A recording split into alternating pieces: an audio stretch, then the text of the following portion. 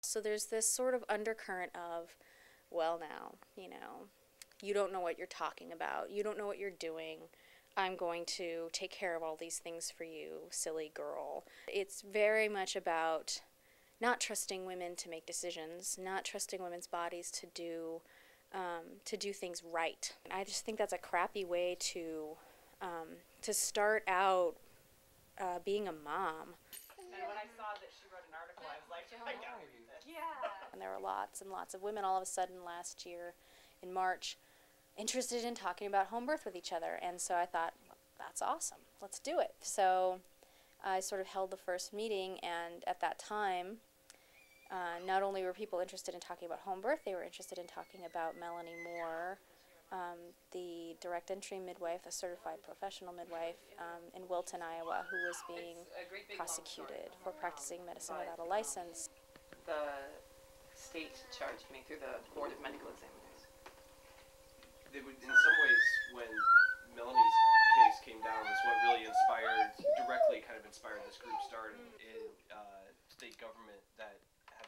If we had legislation that recognized and licensed these midwives, there would be a regulatory board, just like there is for any other profession, just like there is for physicians and nurses and chiropractors.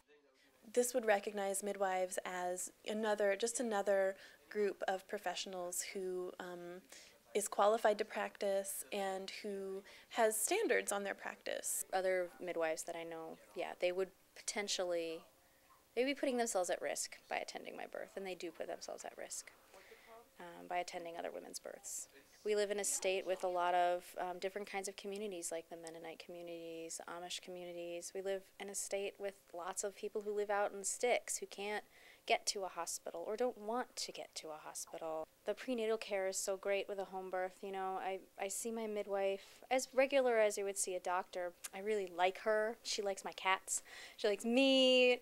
We get to know each other really well and talk about anything I might want to know about. And so I feel like by the time I have my baby, it'll be this really great friendship. My mom was really worried about me getting all the tests I would need. She was asking me these questions. I didn't even know she knew about some of the things. She was asking me about gestational diabetes, and I was like, where did you hear about this? My extended family is full of nurses, and I think they think I'm kind of crazy. Part of midwives training is to understand when birth is, flowing in a normal way and when it's not. And so a midwife is trained to know when or if a complication is happening and to transfer care when it's appropriate to transfer care. It's all the ones having them in the hospital you need to pray for. So, this is weird. And even since then, oh, you did, oh, you're okay, the baby's okay? No, the baby's fine. It's strange. I wouldn't pass judgment on anybody that chose a hospital birth, but I just think that hospital protocols create a lot of problems. Their priority is not getting sued. There are a lot of procedures that are done on healthy women that used to be reserved for high-risk women. C-section rates are now above 30% in the United States. With my midwife, I think her C-section rate is under 5%. It's just more likely that I would have a C-section if I was in a hospital, and I think that's ridiculous.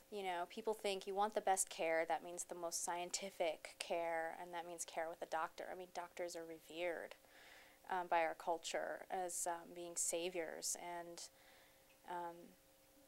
midwives culturally and historically are sort of considered like witches. They're considered weird and creepy. In the majority of other industrialized countries that have maternal and infant mortality rates much lower than the United States, midwives provide care to the vast majority of women. With home birth, it's more than just, okay, a baby came out of my body. I pushed a baby out. I used everything I could to bring my baby into the world, and my husband will be there with me, so he'll be a part of that too.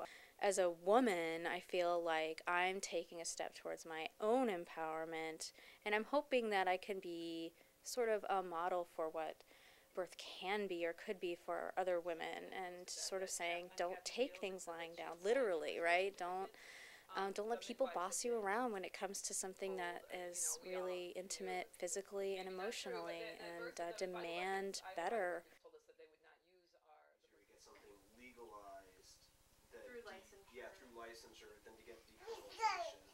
And with some of the some of the conversations that I've had with people in the state house have really that's the impression that I've really gotten from them too, is that they're sort of looking at it in terms of especially the way this Iowa legislature